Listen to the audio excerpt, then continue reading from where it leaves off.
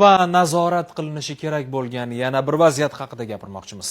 Qashqadaryo viloyati Kitob tumanidagi holat. Juvoz qishlog'idagi 67-maktab hududidagi bir qism ana shu yerdagi aholi vakillari tomonidan asossiz egallab olingan. Endi esa maktabga sport zal yo'qmish Hilola. Bu nima degan gap?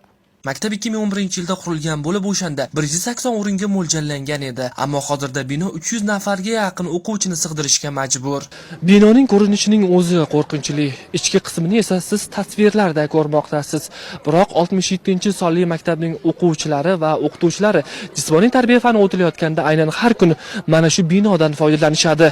Tobora nurab borayotgan maktab ta'mirlanadimi? Shu kabi savollar bilan manzilga kelgan mas'ulga mikrofon tutdik. 12-24 o'lchamli sport zal hamda 120 o'rinli qo'shimcha o'quv binosini 25-yilda taklif berib, tuman deputatlaridan sessiyasidan o'tkazib viloyatga taqdim etamiz.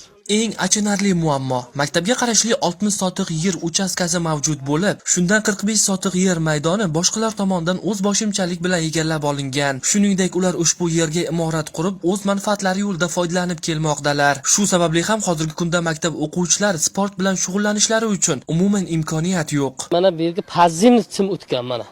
Qarang mana. Sport zal yo'q. Mana shu joyga o'ynatadi. Yomg'ir yog'sa sinfga o'tadi, loy, voleybol, bizga sport zal ham yo'q. Joylarda egallab turibdi odamlar. Xullas, tuman va viloyat mutasaddilariga necha yildan beri murojaat qilib kelayotgan aholi vakillari natija bo'lmagandan so'ng markaziy studiyadan najot istab murojaat qilishdi. Uni o'sha fuqaro egallab turilgan fuqaro o'zi aslida eng achinarli holati shuki, 5 nafar o'zini maktabni o'zini xodimida ular. Hozir yana bir nafar mana 2 moshin tosh tushirdi mana. Akamga uy quraman deb. Mana ayla. Maktab yer maydonini bir necha 10 yildan buyon noqonuniy egallab kelayotgan fuqarolar, ular bunga haqlimi? Tegishli hujjatlari mavjudmi? Shu savollarga javob olish maqsadida ularning ham fikrlarini tingladik. Maktab noqonuniy, o'sha kadastr ham noqonuniy qilgan. Sizda bormi? Menga ham yo'q. Hech kimga yo'q bu yerda. Bironta insonga qonun hujjat yo'q. Siz egallik qilyapsiz bu yerga, nima? Bu o'sha oilamda bobosini yeri. Hamma qo'riqlayapti bu yerda. Fuqarolar tomonidan egallab olish holati bo'yicha ish ko'rilgan, kadastr agentligi Kitob tuman bo'limi tomonidan. Bu bo'yicha biz tegishli tartibda ma'muriy bayonnoma rasmiylashtirganmiz. Hozirgi kunda sudga da'vo ariza kiritganmiz.